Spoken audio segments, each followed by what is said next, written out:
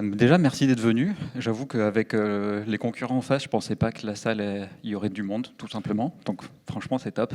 Merci aussi à la FUP, parce que en plus, il y a le président qui est là, donc c'est trop bien.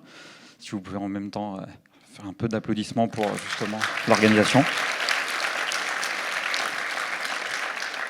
Alors, nous, aujourd'hui, on se retrouve là pour parler effectivement de Primitive Obsession. On va se poser la question, l'abus de type primitif, est-ce que c'est dangereux pour la santé ? Avant de faire ça, il paraît que ça se fait de se présenter un peu, donc si jamais ça vous intéresse, mais bon, je ne sais pas pourquoi ça vous intéresse, mais vous avez des informations qui sont là, mon blog, dessus vous y retrouvez par exemple les projets libres, tous les logiciels libres que je maintiens, des trucs comme ça. Voilà. Bon, moi personnellement je m'en fous, mais bon, allez-y. Ensuite, au menu, nous, aujourd'hui, je sais qu'il est midi, vous avez faim, mais on va quand même parler un peu menu. Alors, on va commencer par un peu d'histoire. Moi, je trouve ça toujours intéressant de savoir d'où on vient sur cette chose-là. Un peu de théorie aussi pour comprendre de quoi on parle. Et après, la majeure partie du talk, je vous promets, on va essayer de ne pas s'ennuyer. On va parler plus d'exemples qui sont inspirés de la vie réelle, des conneries que j'ai faites ou que j'ai vues et que j'ai demandé à des gens autour de moi qu'est-ce qu'ils ont fait comme conneries aussi. Sur ce, allons-y Alonso. Donc, un peu d'histoire. On ne va pas remonter aussi loin. On va remonter en 99 avec un bouquin qui s'appelle Refactoring, Improving the Design of Existing Code. Donc, est-ce qu'il y en a qui l'ont lu dans la salle déjà ou pas? Levez la main. Ok, donc un peu. C'est un bouquin qui est plutôt orienté programmation orientée objet, dans lequel on va décrire 22 codes SMEL et 68 actions pour les traiter. Donc c'est pas le genre de bouquin que vous avez sur votre table de chevet que vous lisez comme ça pour vous endormir. C'est plus le genre de bouquin où vous êtes le héros vous-même, vous lisez un code SMEL, pour ça vous allez devoir lire une action qui va vous emmener vers une autre action et ainsi de suite. Donc vous faites que vous balader dans le bouquin sans arrêt. Et à partir de ça, derrière, il y a eu plein d'autres choses. Il y a eu d'autres bouquins, il y a eu des papiers de recherche qui ont été faits, il y a eu des sites web qui sont montés, peut-être que vous en reconnaissez. Il y a eu même des serious gaming. Donc, par exemple, à FUB Bordeaux, on a eu l'occasion d'en faire plusieurs des serious games. Donc, si ça vous intéresse, demandez à votre antenne d'en faire aussi. Et il y a eu plein d'autres choses. Vous avez des liens à la fin. Donc ça, c'est pour le côté un peu historique. On voit qu'il y a plein de trucs déjà, en fait. Maintenant, un peu de théorie. On a parlé de code SMEL, mais si ça se trouve, on n'est pas tous d'accord sur ce que c'est, donc on va essayer de se mettre d'accord un minimum. Et un code SMEL, c'est un truc où, en fait, quand on regarde le code, on va le sentir un peu et ça semble qu'il y a l'air d'avoir un truc qui pue. Voilà. Ça ne veut pas dire que concrètement, il y a un problème, mais ça peut cacher qu'il y a des problèmes quelque part. Ce n'est pas un problème en soi, ça peut cacher des problèmes. On peut prendre en exemple le fromage. Il y en a qui puent, et pourtant, ils peuvent être très bons. Ça peut être la même chose. Voilà. Donc, on va voir, ça va être une indication. Voilà. On va avoir des problèmes, on va peut-être pas avoir des problèmes, on verra bien. Primitive Obsession, qui est le cas qu'on va prendre, parce que sinon on va prendre beaucoup trop longtemps dans ce talk, c'est un code SMEL, et il est composé de deux termes. Le premier, ça va être primitive, donc c'est intéressant de savoir de quoi on parle dans ce cas-là. Et on va parler donc de type.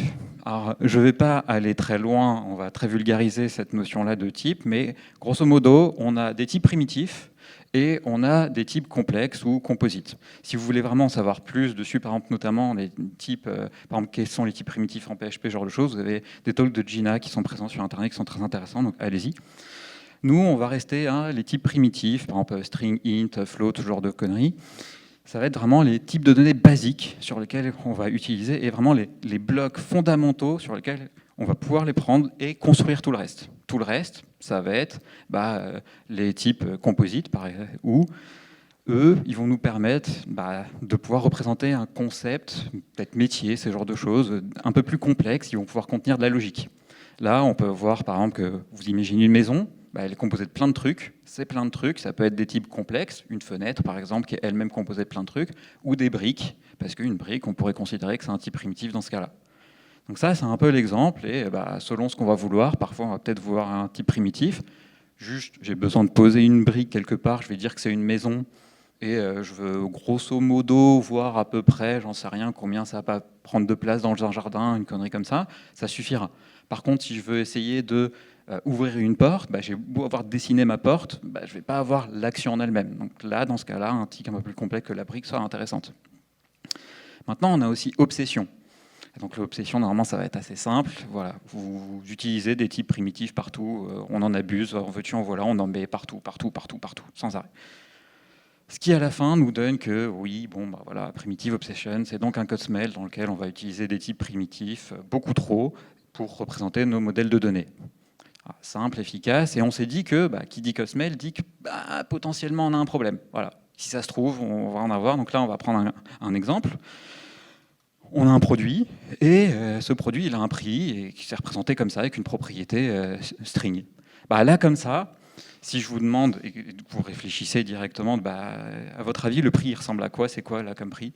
En fait, normalement, vous n'en savez rien. Voilà. Est-ce qu'une string vide, c'est un prix? On n'en sait rien. Une banane, c'est un prix? Peut-être. Normalement, on a un montant, une devise, une précision, comment ça s'affiche, est-ce qu'on va faire des trucs avec? On n'en sait rien, en fait, tout simplement. Donc maintenant, est-ce que c'est vraiment un problème tout le temps? Non. Voilà, on va sortir la fameuse phrase qu'on déteste mais qu'on sort tout le temps, ça dépend. Parce qu'on va essayer de trouver un équilibre entre la simplicité, voilà, j'ai juste besoin de ça, donc je ne vais pas aller me faire chier à faire autre chose, et oui, mais j'ai quand même besoin de représenter un concept précis. Donc dans le cas de notre produit avec notre prix, imaginons qu'on a juste un back-office où il y a quelqu'un qui rentre un prix, et c'est vraiment voulu de pouvoir rentrer n'importe quoi. La représentation avec une string où la personne peut faire n'importe quoi, c'est très bien. Dans un cas, on va vouloir peut-être faire des calculs de promotion ou je ne sais pas encore trop quoi, ça va peut-être être un peu plus chiant parce qu'on ne saura pas quoi faire avec. Et donc là, on commence à se voir dessiner un truc sur lequel il va falloir faire attention. C'est bien, on parle de primitive obsession, on peut être obsédé par le fait de les utiliser que des primitives, mais on peut aussi devenir obsédé par ne jamais les utiliser. Et ça peut vite être problématique aussi, parce que on va faire de l'overengineering, des trucs comme ça, et parfois c'est même pire. Donc il va falloir trouver quand même un équilibre là-dedans. Maintenant qu'on sait un peu plus ce que c'est, ça peut être intéressant de comment on peut reconnaître ça. Donc des indices de ça peut être un problème, cacher des problèmes. On va en avoir par exemple comme ça, voilà, juste notre prix c'est un string où on va utiliser des composantes directement qu'on va passer sans arrêt. Si on utilise toujours encore et encore le même array shape sans arrêt, ça peut être éventuellement problématique. Si on a justement des constantes qui nous permettent de faire des contrôles flow dans certains cas, des choses comme ça, ça peut indiquer aussi que peut-être qu'on a une primitive obsession là-dedans qui se cache. Ou si on utilise des constantes qui vont être en fait les clés dans des tableaux, par exemple. Ça ne veut pas dire que c'est des problèmes, ça peut indiquer un problème. Maintenant, comment est-ce qu'on peut le traiter? Donc là, globalement, en général, toute la littérature que vous trouvez dessus vous présentera 4 actions. Donc on ne va pas aller en détail dessus, sinon tout simplement en fait, le talk qui durera 72 heures et j'ai que 40 minutes, désolé. Donc ce qu'on va faire, c'est les énumérer rapidement. De toute manière, la partie clé là-dedans, ça va être la pratique. Donc si vous voulez, allez voir votre antenne à flux préféré à côté de chez vous, demandez-le de faire des katas sur un de ces trucs précis, et vous verrez qu'à force de pratiquer, de toute manière, ça arrivera. Donc on peut juste remplacer notre primitive par un objet. Dans d'autres cas, on va peut-être vouloir utiliser du polymorphisme pour éviter de faire du control flow. Dans certains cas, on va peut-être sortir le stratégie pattern, dans les cas où ça ne nous suffit plus. Et oui, si on a toujours un tableau sans arrêt, on le remplace par un objet. Donc ça, c'est les actions qu'on peut faire. Voilà, je vous laisserai creuser. Vraiment, la pratique, c'est ce qui va permettre de les comprendre.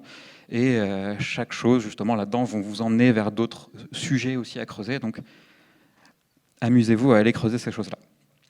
Nous, si on reprend notre exemple du produit et du prix, là, une possibilité, parce qu'il y en a plein, ça va dépendre en fait de notre contexte, de notre cas, de qu'est-ce qu'on va vouloir faire, ça va être peut-être d'utiliser Money, tout simplement. C'est une lib, elle existe, elle va nous représenter. C'est déjà noté que le montant, ça va être un string, mais on a en même temps dedans la notion de précision avec les centimes, on sait comment c'est fait. Il y a la notion de devise avec l'objet currency qu'on a. Donc ça peut être ça qu'on utilise. Ça se trouve, ça ne nous suffit pas du tout, parce que peut-être qu'on veut que nos prix, c'est impossible qu'ils soient négatifs. Donc on peut décider de ne pas l'utiliser, ou on peut décider de l'utiliser, mais de le wrapper vers un truc qui va nous convenir réellement. Donc il y a plein de possibilités.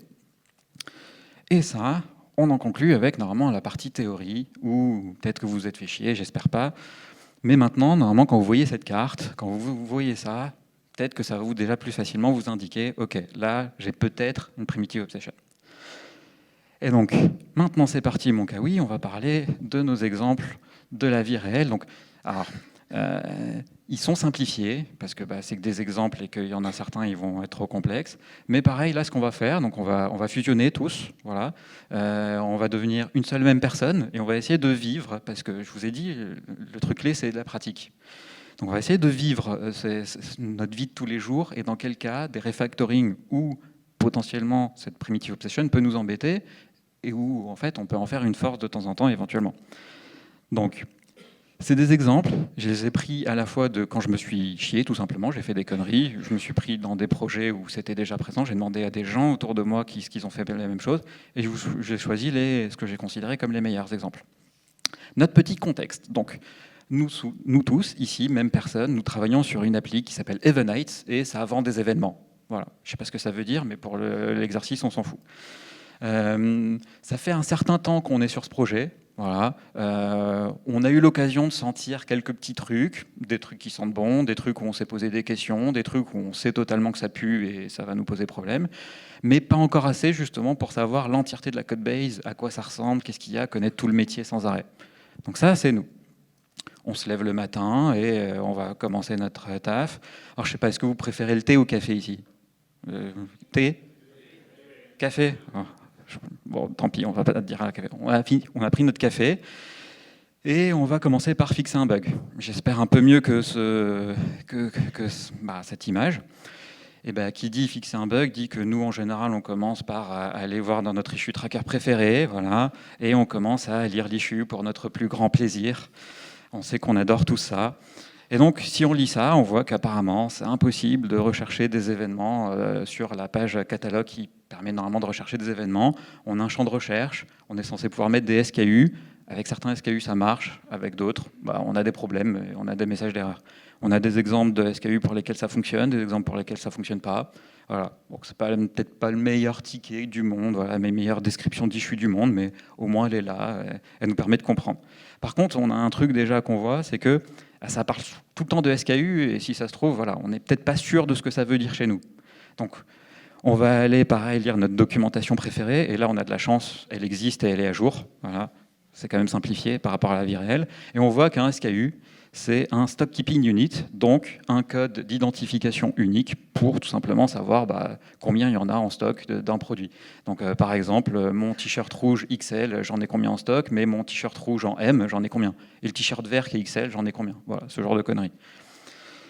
Donc là, on a aussi une règle, donc c'est intéressant, c'est que ça nous dit que notre SKU, ça doit avoir une taille entre 8 et 12 caractères, et donc 8 et 12 inclus. Donc c'est cool, on a au moins une information là-dessus sur ce que ça va devoir respecter.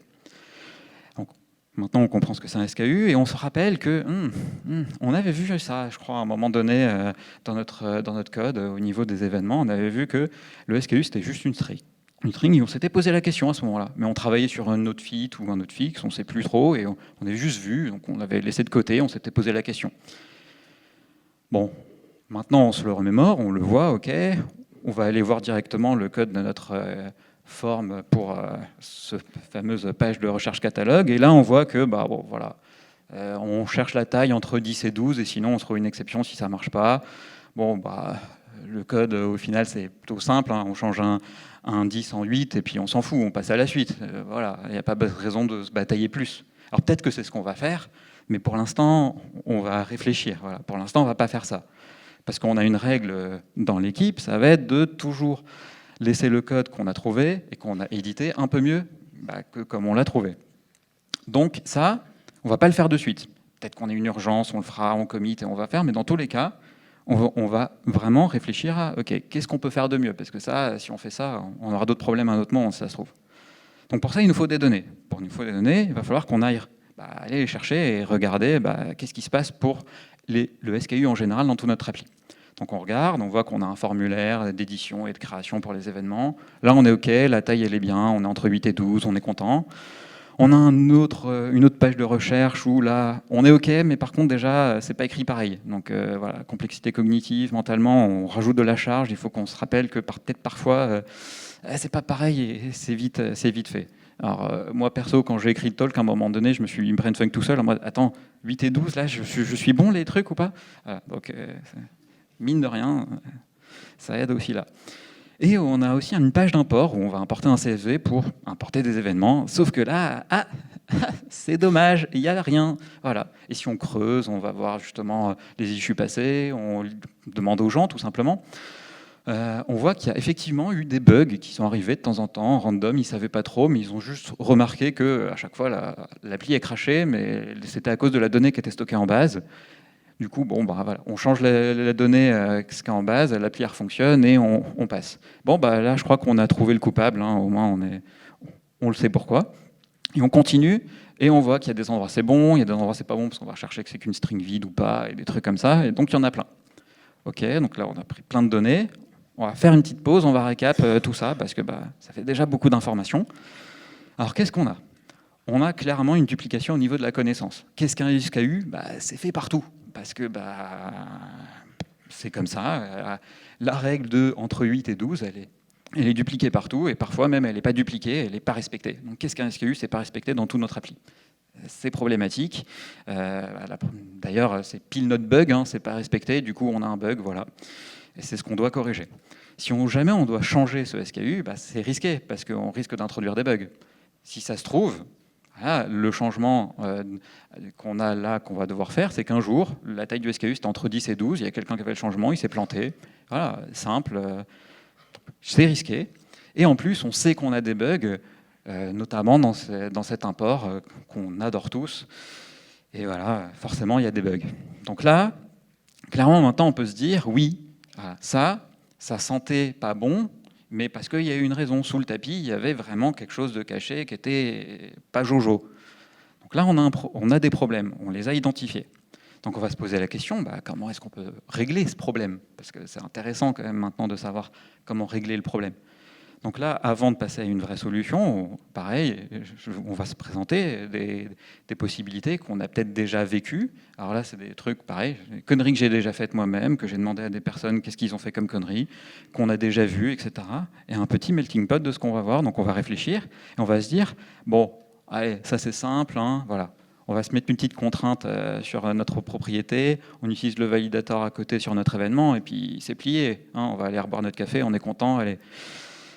Ben oui, mais dans les cas où en fait je sais que je veux un SKU, je veux prendre un argument SKU, ou alors je sais que je vais retourner un SKU, en fait qu'est-ce qui me dit que ça l'est? Je vais devoir charger un événement et je vais devoir appeler un service tiers sur cet événement pour savoir que j'en ai un. C'est quand même lourd.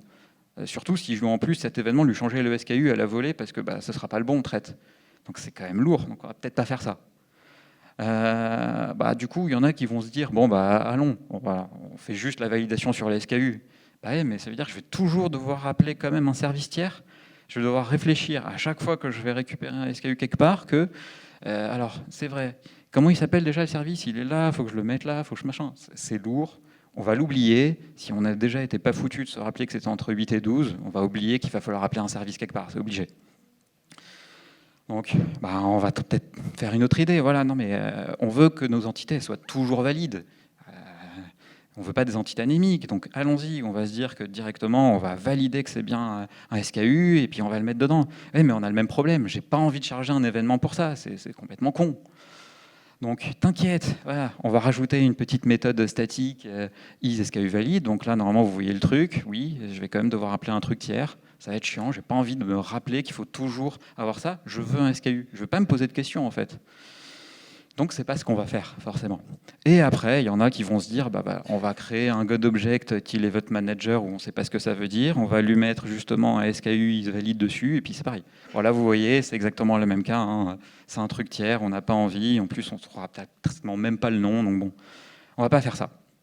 Ce qu'on va faire, on va introduire une petite classe qu'on va appeler SKU. Voilà, on va faire directement notre vérification qu'on a bien un SKU dedans. Et puis, c'est tout au final. Voilà. Maintenant, on va le remplacer. Partout où on va utiliser ce petit objet. On va typer notre propriété en SKU. Dans notre catalogue search form, tout ce qu'on a besoin de faire, c'est de parser le fait qu'on a SKU. Voilà, on parse, on n'a pas besoin de valider, il n'y a rien, c'est simple, c'est efficace, ça marche direct. Et tous les endroits avant où on voulait juste un SKU, maintenant on le sait. C'est expressif, c'est direct, on n'a plus rien à faire. Je dis qu'est-ce que je veux et je dis qu'est-ce que je renvoie en termes d'API. C'est très bien quand même. Voilà. Donc là, On est content de nous, voilà, on fait une petite pause aussi, et on se récap. Maintenant qu'on a fait ce petit refactoring, on se dit, bah, c'est bien, voilà, la connaissance, elle est à un seul endroit. Qu'est-ce qu'un SKU? C'est présent dans notre merveilleuse classe SKU. Bah, si ça, jamais ça devra changer, normalement, ça ne devrait pas être trop compliqué selon le changement. Qu'est-ce qu'un SKU? Bah, normalement, ça va être respecté partout. Alors là, vous allez me dire, oui, mais il suffit qu'on n'utilise pas à un endroit ce SKU. Bah là, on peut créer des tests d'architecture, ou vous pouvez vous amuser avec PHP-Sta, n'importe quelle d'autres choses comme ça pour forcer les gens, en tout cas, à détecter ces potentiels bugs qui vont être popés. Et bah, vous, ça va vous éviter d'y réfléchir sans arrêt aussi, hein. Donc on l'a vu, le changement normalement de qu'est-ce qu'un SKU est censé être simple, selon le changement. Et en plus, on est content, c'est qu'on a résolu d'autres bugs, parce que bah, dans notre import, maintenant, il n'est plus censé en avoir sur cette partie en tout cas. Voilà, donc déjà, c'est plutôt pas mal là-dessus. On est un peu content de nous. Ah, je vais en profiter pour faire une petite parenthèse, parce que je vois que j'ai le temps. Voilà. Moi, je me suis déjà dit, dans certains cas, et on me l'a déjà dit aussi dans certains cas, que oui, mais moi, mon framework, en fait, il ne me permet pas de faire ça, c'est compliqué, j'ai besoin de me battre contre lui, je peux pas. Voilà. Du coup, en fait, bah, je fais pas. Donc là, ce qu'on va voir, c'est qu'on va prendre un cas, voilà, on va prendre une application Drupal, pourquoi pas. Désolé s'il y a des Drupaliens dans la salle, je ne veux pas vous tacler, c'est uniquement d'expérience, je sais que parfois ça peut être chiant, et on me l'a souvent dit sur ces applis-là. Voilà. Et on va voir qu'est-ce qu'on peut faire dans notre cas. Donc, on a toujours besoin d'un SKU. Donc, on va avoir différentes possibilités, hein. Moi, j'oblige personne à faire quoi que ce soit, mais on pourrait se dire qu'on peut créer un type de champ custom. On a une propriété SKU et tout ce qu'on a besoin de rajouter, c'est le set class SKU. Et puis voilà, en fait, on a dit qu'on voulait un SKU, donc c'est pas si compliqué que ça au final. Voilà, quand on fait notre event get feed SKU, là, on saura qu'on aura cette classe-là, donc simple. Si jamais on doit avoir des contraintes à custom à créer parce que ça va nous permettre d'afficher des erreurs dans des formulaires ou des choses comme ça, bah, voilà, c'est pas compliqué à écrire, hein. On a juste besoin de vérifier si on arrive à instancier nos SKU. Fini. OK. Et après, si on a des entités custom, ce genre de choses, tout ce qu'on a besoin de faire, bah, on définit une méthode getSKU. Pareil, on essaye d'instancier, on le renvoie et c'est fini. C'est typé, c'est correct, on le connaît. Voilà. Donc, en vrai, à la fin, une fois qu'on a commencé à voir ça, et si on connaît assez bien notre framework, on se dit, bon, c'est pas si complexe que ça dans certains cas. Peut-être parfois, on va éviter de se battre, mais souvent, dans ce cas précis, on va trouver des moyens pour que ça se passe assez simplement. Donc ça, voilà, parenthèse un peu finie.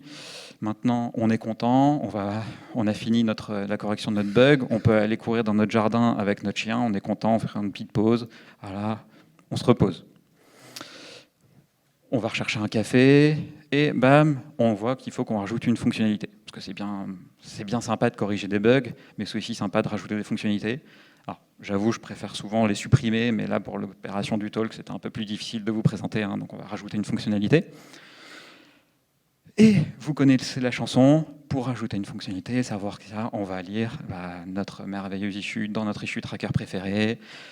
Alors allons-y, du coup on voit qu'il va falloir qu'on rajoute une catégorie qui s'appelle Stuff, que les critères d'acceptance, il va falloir qu'elles soient créées, que les utilisateurs puissent y accéder, qu'on puisse mettre cette catégorie sur les événements, qu'on puisse filtrer en fait les différentes choses qui ont besoin d'être filtrées par cette catégorie Stuff, qu'on puisse filtrer par ça. Et le petit détail, c'est que cette catégorie Stuff, elle a une couleur particulière et ça sera du rose.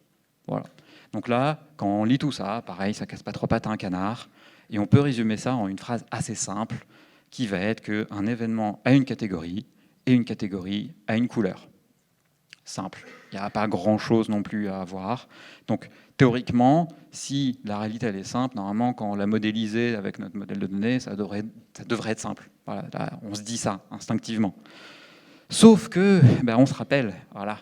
Et on se rappelle que dans notre événement, pareil, catégorie, c'était un string aussi. Et on s'était posé la question à l'époque. Tiens, est-ce que ça pourrait pas être quelque chose qui cache des trucs qui puent ou pas? Mais on n'avait pas le temps, on avait d'autres chats à fouetter, donc on a fait autre chose. Et on s'était mis dans un petit coin de notre tête. Et maintenant, ça va être le moment de tacler et d'avoir cette information. Donc c'est bien. Alors pareil, pour savoir qu'est-ce qu'on va faire, il va falloir qu'on regarde le code. Parce que là, on veut rajouter une catégorie, il faut bien qu'on sache à quoi ça ressemble. Donc regardons le code. Et là, ce qu'on commence à voir, c'est qu'on a donc un event manager qui a une méthode getCategoryColor. On voit que dedans, on a deux catégories, une qui s'appelle foo, une qui s'appelle bar. Il y a des couleurs précises. On voit qu'en PHP, il y a écrit à peu près la même chose, mais c'est fait différemment avec du pattern matching ou des if, etc. Il y a différentes manières de faire. Mais on a toujours au moins les deux mêmes catégories et à chaque fois ils ont la même couleur, donc déjà on est content. On a la même chose en Twig, et alors qu'il y a aussi une extension Twig qui propose en plus une fonction Twig qui fait pareil, la même chose du getCategoryColor. Donc, mais au moins on est content, c'est toujours les mêmes catégories et c'est toujours les mêmes couleurs. Par contre, effectivement, ce qui semblait être quelque chose de simple, il n'y a pas... Non, en fait, c'est quand même assez chiant. Donc là, pareil, on va faire une petite pause, parce que au final, on a le temps de se poser et de noter tout ce qu'on a trouvé. Donc on va le prendre, ce temps. Et on va voir. Alors, qu'est-ce qu'on a ? On a encore une fois une duplication de la connaissance de qu'est-ce qu'est notre catégorie, qu'est-ce qu'une couleur dans ces cas-là. Ça encore, c'est mis partout. Voilà. Le changement, il est risqué, parce que va falloir pas se planter quand on va faire. Et nous, c'est quoi qu'on doit faire ? C'est un changement. On va vouloir rajouter une catégorie, on va vouloir rajouter quelque chose et toucher à tout ce code partout. Zut, va falloir bien réfléchir et se concentrer là, parce que sinon on va faire des conneries. On a des bugs, voilà. Si on se plante quand on va faire notre changement, on va introduire des bugs, donc c'est dommage. Et en plus, voilà, c'est gratuit. On voit qu'on a encore un service manager qui a popé. On ne sait pas trop ce que ça fait. Si vous voulez voir, vous avez un petit lien pour voir pourquoi je n'aime pas tous ces trucs-là. Maintenant, qu'est-ce qu'on va faire, nous ? Voilà, on le rajoute plein de fois, partout, et puis, voilà, pourquoi pas. Voilà. Donc, je ne sais pas siffler, désolé, sinon je voudrais bien faire la musique, mais bon. Mais bref, non, vous vous doutez bien, on ne va pas faire ça. Pourquoi on ne va pas faire ça ? Parce qu'on a toujours cette règle, où on se dit qu'on préfère laisser le code un peu mieux que comme on l'a trouvé. Parce que sinon, à un moment donné, on n'améliore jamais rien et on continue d'accumuler la merde et la merde et la merde. Donc on va éviter ça. Donc on se pose la question, qu'est-ce qu'on va pouvoir faire pour régler ça un peu mieux ?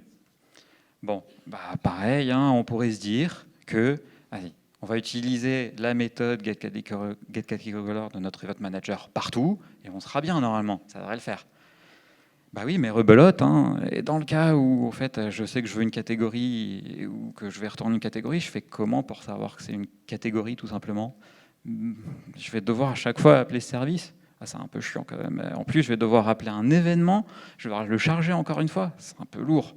Voilà, à un moment donné, on n'a peut-être pas envie de faire ça. On a déjà fait cette connerie par le passé, on va pas répéter ça.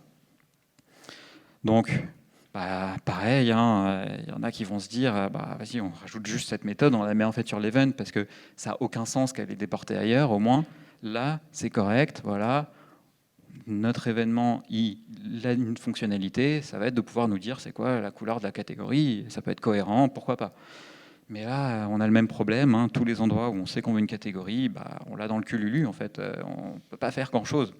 Donc, ce n'est pas forcément ce qu'on va vouloir faire. Alors, qu'est-ce qu'on va faire ? Donc, nous, on va commencer à faire en 2 étapes. On va commencer par refactorer d'abord. On ne va pas tout mélanger, parce que sinon, après, à un moment donné, on ne va plus savoir qu'est-ce qui se passe. Donc, on va commencer uniquement par refactorer. On va introduire une enum qu'on va appeler catégorie. On va mettre nos différents cases là-dedans, foo, bar, la couleur qui va bien, et puis derrière, on va l'utiliser. On va typer notre propriété en catégorie. On va remplacer partout où on voulait savoir qu'on voulait des catégories, on va dire qu'on veut des catégories. Partout où on va renvoyer des catégories, on va dire qu'on renvoie des catégories. Et on commence déjà à se dessiner une phrase un peu bien, parce que event, catégorie, color, ça ressemble pas mal à un événement, une catégorie, et une catégorie, une couleur. Donc déjà, on commence à se dire, ça prend forme un truc un peu classe, on est un peu content de nous. Voilà. On continue à être encore plus content de nous, parce qu'en plus, on va supprimer du code. Donc, on n'a plus besoin de l'extension Twig, on n'a plus besoin du service manager. Voilà. Donc, qui dit moins de code, dit moins de tests à écrire, moins de maintenance à faire. On est content. En plus, c'est bien pour la planète, donc c'est tout bénef. Franchement, il y a zéro raison de faire. Normalement, youpi, on le crée. On crie tout ça, on est ultra content. Donc ça, on a fait notre refacto. On est content, on a supprimé plein de code, on a fait un truc plus simple, on voit qu'on commence à avoir une phrase un peu simple, tant mieux. On peut l'implémenter, notre feature. Bon, voilà, on l'implémente et on voit que c'est 3 lignes, tout simplement. Donc on est content de nous, parce que maintenant la réalité, elle est aussi simple réellement que ce qu'on voulait. Voilà, on est ultra content de nous. On l'a, cette phrase ultra simple, et on vient de la vivre. Donc c'est bien. Donc pareil, on va prendre une petite pause. là, et on va récap ce qu'on a fait, parce que c'est intéressant. On a maintenant la connaissance qu'à une seule et même endroit. On a les catégories qui sont présentes dans la partie catégorie. Le changement était simple, on l'a vu, on a rajouté 3 lignes. Ça casse pas trois pattes à un canard de rajouter 3 lignes. Normalement, la prochaine fois, on devrait moins se casser la tête à le faire. Donc on est content de nous aussi. Maintenant, on a vu que la catégorie, pareil, elle est respectée partout. On est content de nous. Quelqu'un va nous dire oui, mais attention, si ça se trouve, on ne va pas pouvoir la respecter partout. Pareil, thèse d'architecture si vous voulez, tout ça. Et en plus, on a moins de bugs, donc c'est trop bien. On est ultra content de nous. On est trop bien. Et donc là, je suis quasi sûr que parmi vous, il y en a dans la tête, il y a un truc qui gratte derrière, il y a un truc qui vous gêne dans tout ce qu'on a vu là. En fait, il se fout de notre gueule, le gars, parce que pourquoi la couleur, c'est un string? Ça fait 30 minutes qu'il nous parle que oui, attention, les types primitifs, c'est peut-être pas bien parfois. Et qu'est-ce qu'il fait? En fait, il l'utilise. Clairement, là, il y a un problème en fait dans son exemple. Il peut pas être aussi débile que de le faire. Non, c'est volontaire, je vous rassure. Enfin, je suis débile, mais après, ça, c'est autre chose. Je vais vous laisser cet exercice pour vous, en fait, après coup. C'est-à-dire, réfléchissez. Quels sont les cas où vous allez vous dire, là, ça vaut le coup d'utiliser juste un type primitif en mode string ou tout ce que vous voulez, autre chose.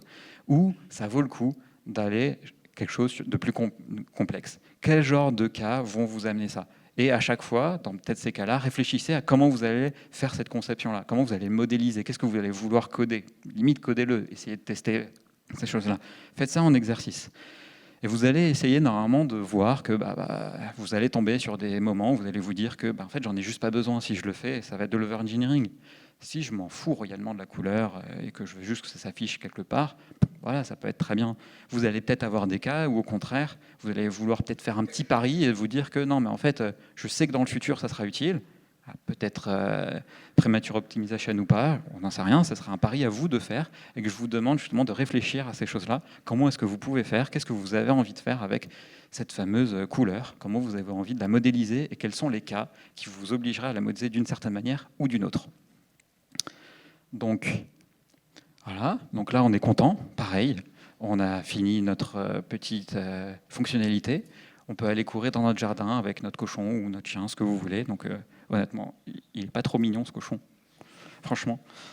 Donc, oui, j'adore les cochons pour ceux qui se posent des questions.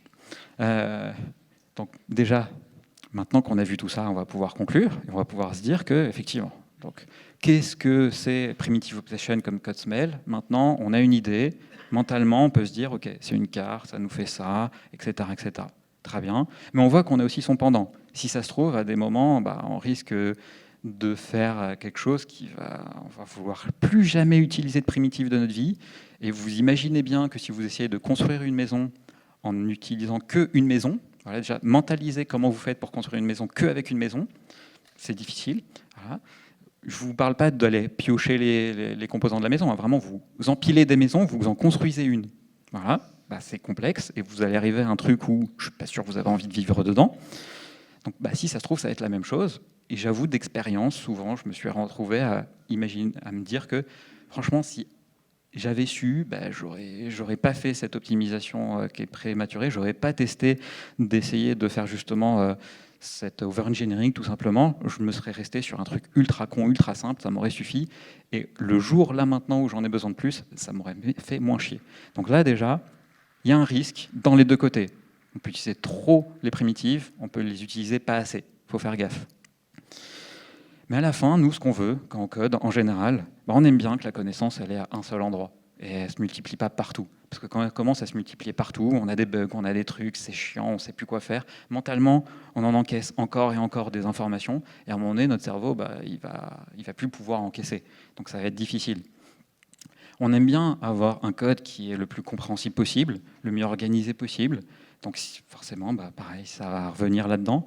Et surtout, on aime bien que notre code il est le plus expressif possible. Donc c'est-à-dire que derrière, on sait qu'au niveau, on va exprimer le plus clairement possible notre intention, l'instant T.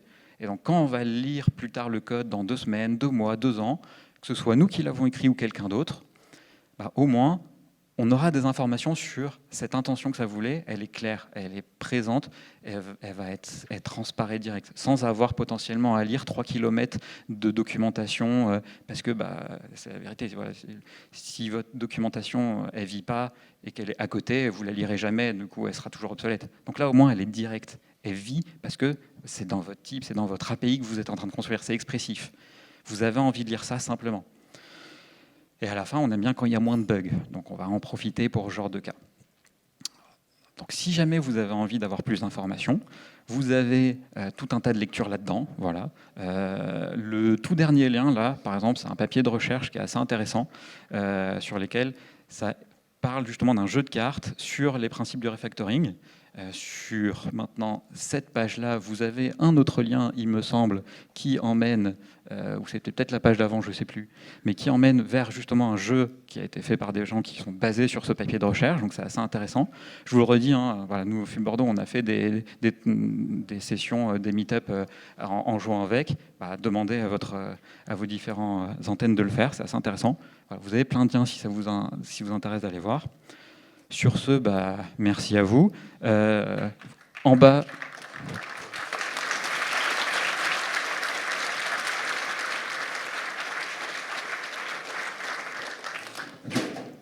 Du coup, en bas, vous avez les open feedback pour donner des informations si ça vous intéresse, ou oui, non, bla, etc. Et pour ceux qui ont envie, les slides sont là-haut, sinon vous pouvez venir me voir. Alors, je ne serai pas effectivement ce midi disponible parce que je serai à la réunion des antennes, mais je serai là tout le long des 2 jours. Donc si vous me voyez, venez me parler, je ne mords pas, je suis gentil, je vous promets. Merci. Merci Benjamin.